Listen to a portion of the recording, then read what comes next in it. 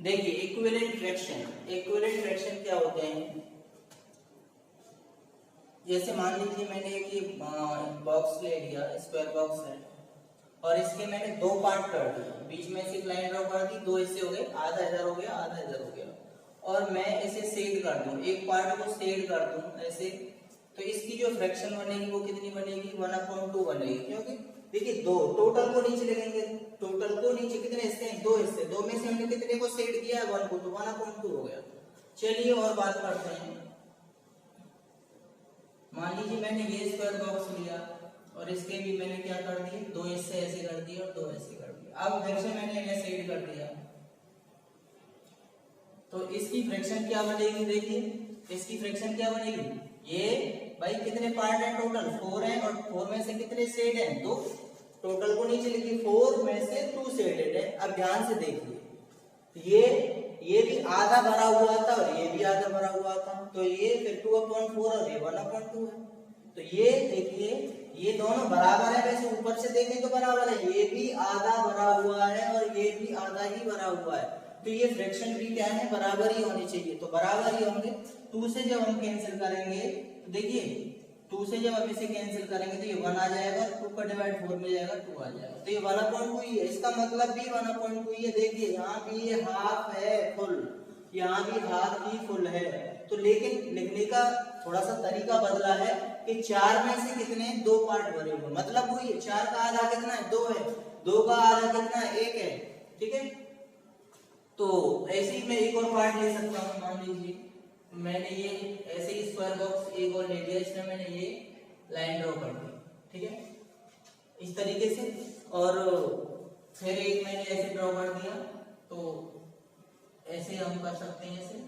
तो देखना कितने पार्ट हैं, 6 पार्ट है, 1 2 3 4 5 6, टोटल को नीचे लिख लो, 6 पार्ट है, 6 में से कितने भरे हुए हैं, 3 भरे हुए हैं। तो देखिए इसमें और इसमें कोई अंतर है नहीं है, देखो ये भी आधा भरा हुआ है, ये भी आधा भरा हुआ है, और ये भी आधा ही भरा हुआ है, लेकिन जो भिन्न है वो लिखने में बदल गई है, केवल ये 1/2 थी, ये 2/4 थी, और ये 3/6 है, मतलब वही है, 3 से 3 में डिवाइड 1 टाइम जाएगा, 6 कट जाएगा 2 बार, ये भी 1/2 ही है, बात वही है। 6 में से 3 भरे हुए, 6 का आधा 3 है, फिर भी 1/2 ही फ्रैक्शन है, 1/2 का मतलब हाफ है। यहाँ 4 में से 2 भरे हुए हैं, 4 का हाफ 2 है, देखो 6 का हाफ कितना है, 3 है, 4 का हाफ कितना है, 2 है, 2 का हाफ कितना है, 1 है, ये तीनों ही बराबर है। इन फ्रैक्शंस को हम कहते हैं इक्विवेलेंट फ्रैक्शन, ये 1/2 इक्वल टू 2/4 इक्वल टू 3/6, ऐसे कोई भी फ्रैक्शन जिनको सिंपलेस्ट फॉर्म में करने पर ऐसे करना मिल जाते हैं, वो उन्हें इक्विवेलेंट फ्रैक्शन कहते हैं। और वैसे हम फिगर से हमें ऐसे समझ सकते हैं कि एक जैसा पार्ट या इक्वल पार्ट उसका शेड होना चाहिए।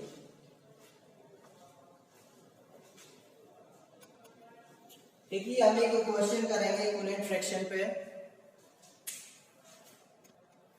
और क्वेश्चन में हमने 5 पार्ट्स लिए हैं कि find 5 equivalent fraction of each of the following, इनके इक्विवेलेंट फ्रैक्शन देंगे और कितने देंगे, हमें 5 देंगे। मैं पहले को उठा रहा हूं कि 2/3 के हमें इक्विवेलेंट फ्रैक्शन देंगे, ठीक है।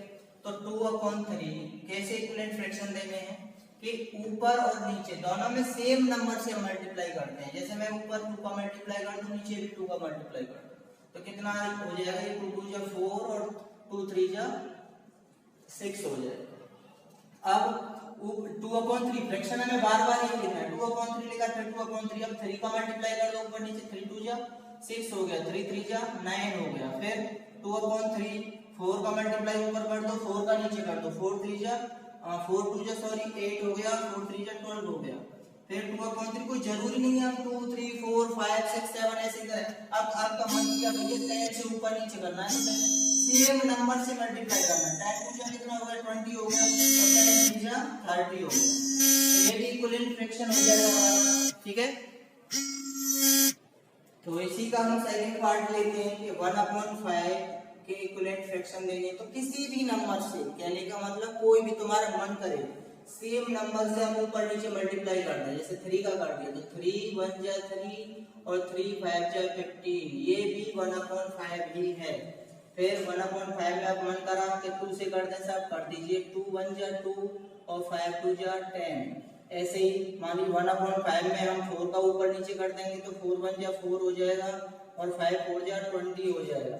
1/5 में कर दीजिए 5 का ऊपर नीचे मल्टीप्लाई, तो 5 का 1 में करेंगे 5 1 जा 5 और 5 को 5 में करेंगे तो 25।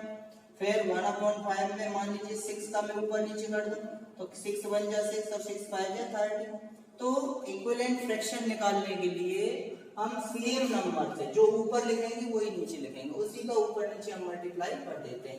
बाकी के क्वेश्चन आप खुद कर सकते हैं। ये 3/5 है तो कर दीजिए किसी भी नंबर का, मान लीजिए मैं तो 11 का कर रहा हूँ, कर दीजिए 11 3 जा 33 और 11 5 जा 55।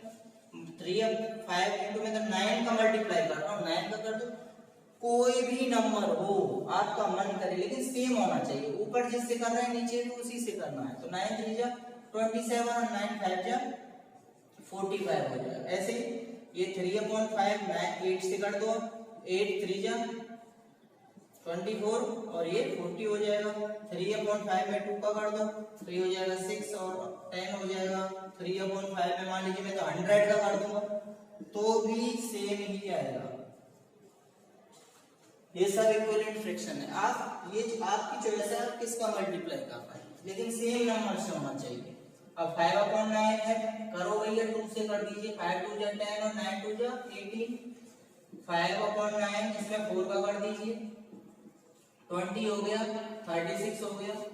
5/9 3 का कर दीजिए 15/27 हो गया। 5/9 5 का कर दीजिए 25 और 5 9 जा 45। ऐसे ही आप किसी भी नंबर का मल्टीप्लाई करते जा सकते हैं। तो ये जो फ्रैक्शन कहलाएंगे ये इक्विवेलेंट फ्रैक्शन कहलाएंगे।